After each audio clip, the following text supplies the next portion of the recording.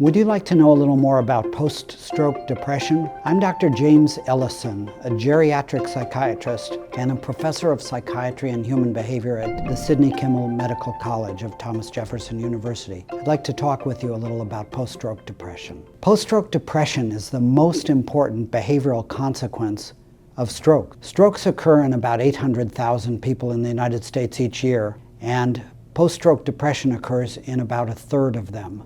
That makes it the most important psychiatric complication of stroke.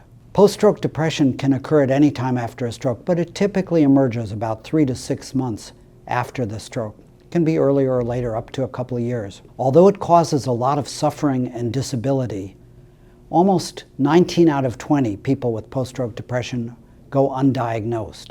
So I want to raise your awareness of this condition for that purpose, because post-stroke depression affects recovery, quality of life, and even survival rates. There are a number of risk factors that increase the likelihood of developing a depression after a stroke. Some of those factors are what we call pre-stroke factors, like the occurrence of depression prior to the stroke. That puts somebody at greater risk. Women are at greater risk than men.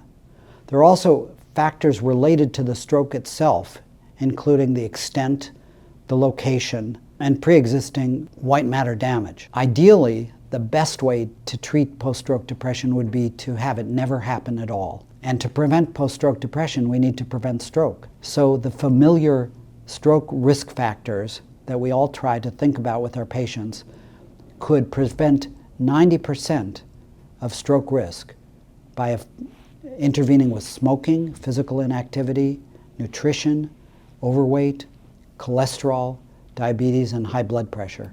After the stroke occurs, could we engage in a secondary prevention?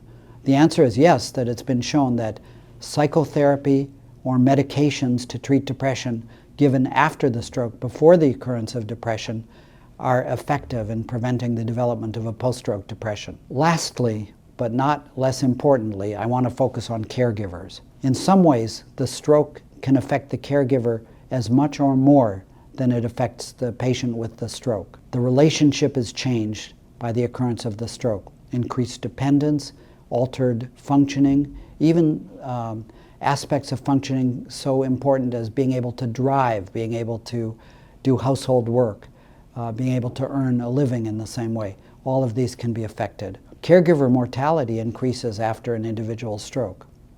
So screening for depression in the caregiver is also important. Let me summarize the takeaways from this brief discussion of post-stroke depression.